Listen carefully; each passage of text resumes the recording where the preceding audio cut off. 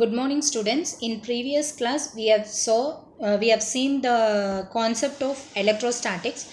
In this class, we are going to step into the concept of magnetostatics. Under this, the first topic what we are going to see is steady magnetic fields. So the concept of your magnetic field review, steady state magnetic field. Next, we are going to see the Boyd-Sawat's law problems. The first one is going to be the steady state magnetic field. The main objective of this particular chapter will provide the detailed concept of your magnetostatics. In the previous session, whatever we have handled, we have seen about the electrostatics. Now here I will just show the difference between electrostatics and magnetostatics. Electrostatics, magnetostatics. In electrostatics, we have read about the electric field strength. In magnetostatics, we will read magnetic field strength.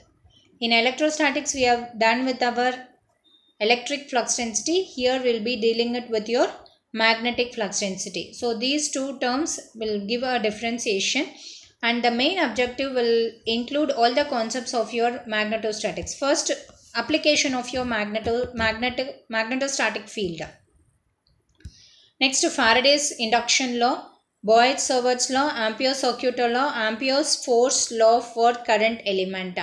In forthcoming sessions, we will be dealing it with the Boyd-Sawat's law, Ampere's circuital law, Stokes theorem, Curl theorem. So we will read in the forthcoming session. Next, force on current element and between the current element, Lorentz force equation. This we will see it in the next chapter. Then boundary conditions, what is meant by a scalar magnetic potential, vector magnetic potential, what is meant by an inductance, what is the energy stored. So all these concepts will be included under magnetostatics. But in this chapter, we are going to see about the present magnetic field review, then Boyd-Sawat's law, Ampere's circuital law, and then we are going to see about the scalar and vector magnetic potential and problems under Curl theorem and Stokes theorem. So all these topics we are going to cover under this third module. First we will see the magnetic field. So magnetic field means it is you can consider two magnets. You can consider the magnet. One is going to be your north pole, another one is going to be your south pole. In between the magnet, the field exists. Even if you have only one magnet, around this magnet there will be a field, and that field is called as your magnetic field. But this field can only be recognized, or it can only be observed when you are bringing any iron objects, or when you are bringing any other magnetic element near to this magnet. Then only we can recognize that there will be a force of attraction or force of repulsion. Therefore, when you have a magnet, there will be a field exerted around the magnet. Therefore, we can see the magnet will come only in pairs, north pole and south pole, and no monopoles, like only one magnet will not come. So you will be having a magnet as a pair. Either it could be a north pole or south pole. Like this only you will get the magnet, like in terms of pair only we will be getting it. Next one, will have a magnetic field exerts a force on the moving charge, that is on current. Here the force is perpendicular to both the direction of the motion, and we must use a cross product. The other difference between your electrostatics and magnetostatics is, in electrostatics we will use a dot product, whereas in case of magnetostatics we will use a cross product. So the force is perpendicular, and here we must use a cross product. Because of this perpendicular direction of the force, a moving charged particle in a moving uniform magnetic field is going to be a circular or spiral in shape. Because of moving charge, it is a current. So current is nothing but a movement of electron. So when the charge starts to move, we can say it is a current. We can write the force in terms of the current, but since current is not the vector, it leads to a kind of messy way of writing the equation. So we can write here FB is equal to the force existed between the two magnets is equal to I into L into B. B is nothing but your magnetic flux density, which is going to be the property of your magnetic material, L is going to be the length of your magnetic material and I is going to create a current due to the movement of your charge. Where you can see the diagram as shown over here. When you consider the force, here there are two forces can exist. One is, first you consider two charges. Consider two charges.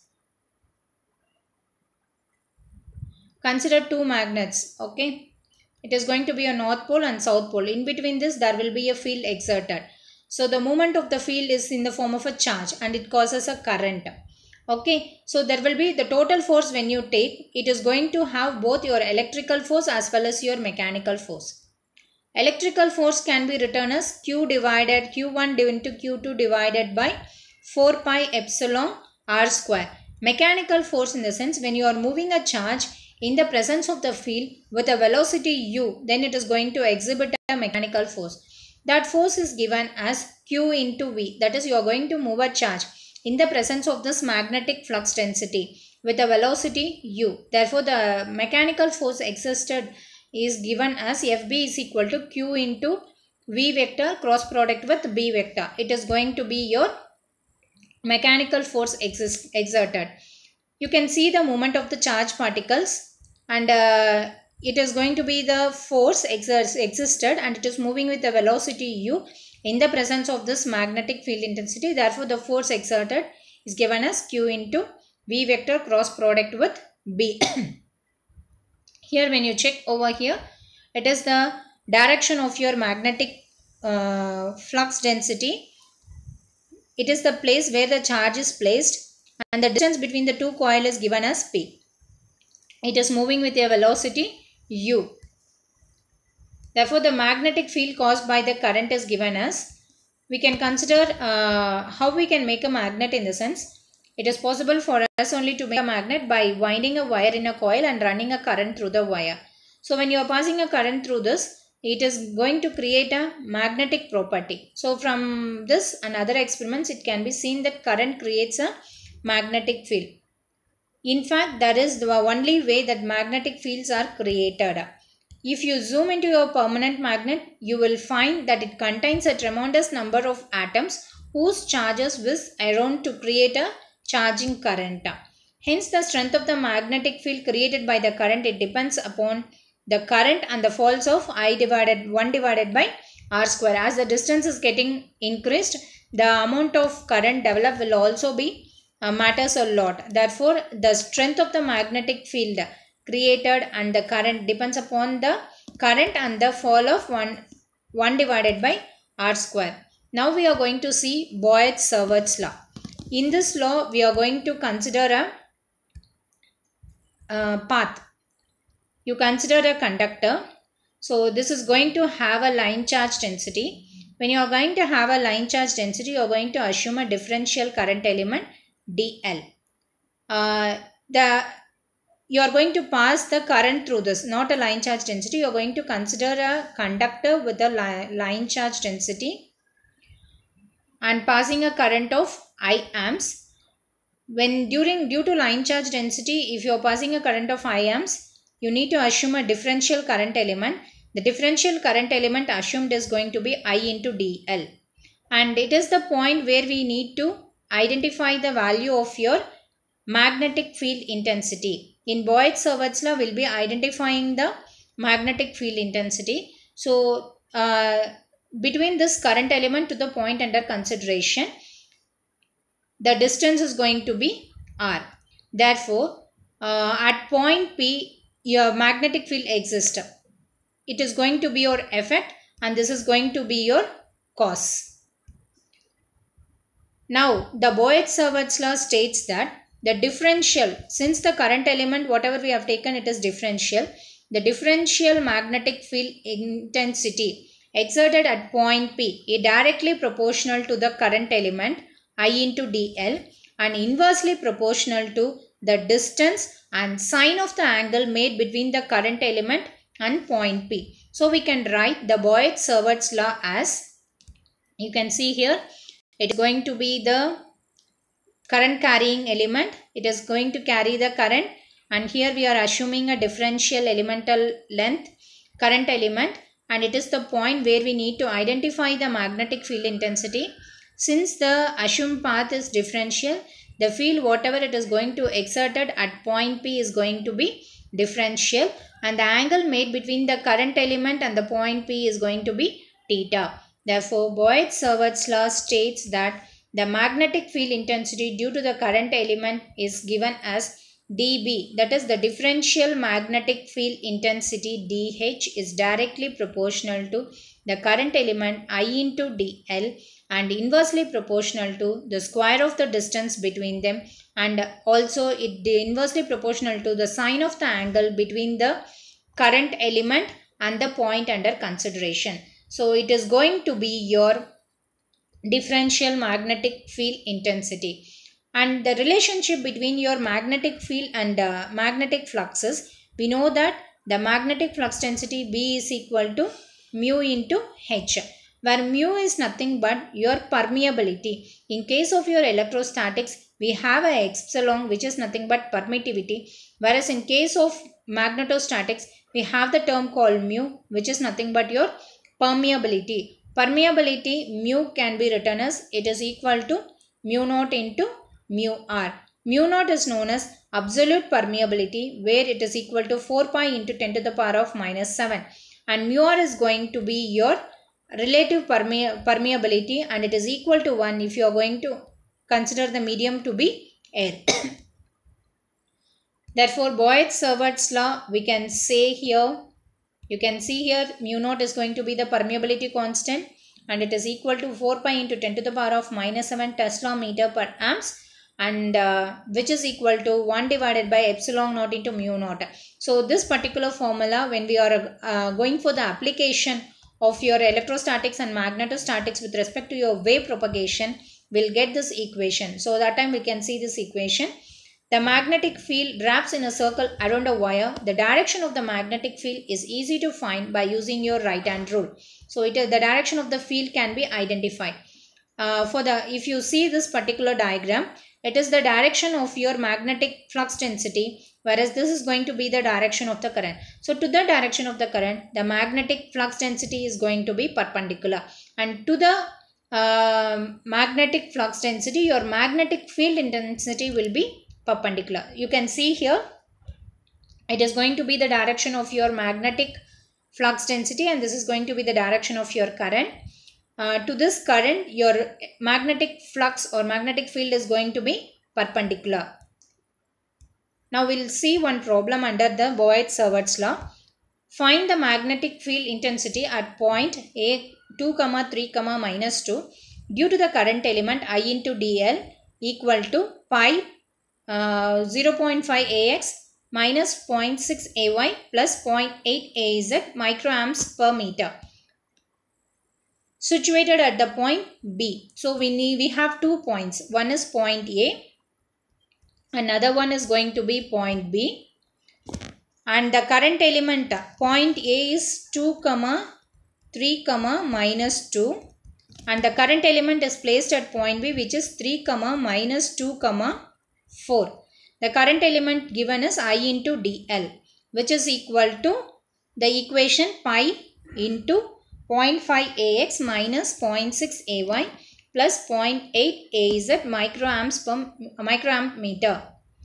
Now we need to identify the magnetic field intensity. So according to Boyd-Sivart's law, it states that the general formula is the differential magnetic field intensity is proportional to the current element I into dl and inversely proportional to the square of the distance and a sine of the angle. So I into dl divided by r square. So we can have here, this is the point where we need to identify the value of your magnetic field intensity. Therefore, this point is going to be your effect and this is going to be your cause. The cause and effect concept is going to remain same between your electrostatics as well as your magnetostatics.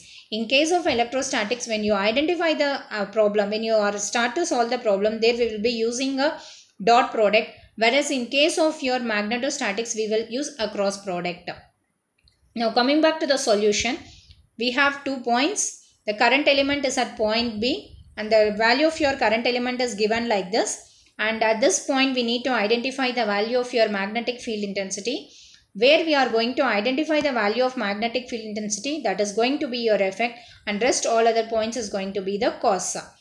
We know that the differential magnetic field intensity is directly proportional to, according to Boyd-Sawat's law, the differential magnetic field intensity is directly proportional to the current element I into dl and inversely proportional to the square of the distance. To remove this proportionality constant, we are going to add a factor called k. We'll get k into I into dl divided by r square. Now, the value of k is nothing but 1 divided by 4 pi. So, we can write the differential magnetic field intensity dH is equal to I into dl divided by 4 pi r square and unit vector in the direction ABA. ABA is nothing but the distance vector divided by magnitude of your distance. So, when you are identifying the distance vector and the distance, here RBA is equal to effect distance minus cos distance. So, effect distance is A and cos distance is going to be B. So, 2 minus 3 is going to be 1 AX vector. Next, plus 3 minus of minus 2. So, 5 AY vector minus 2 minus 4.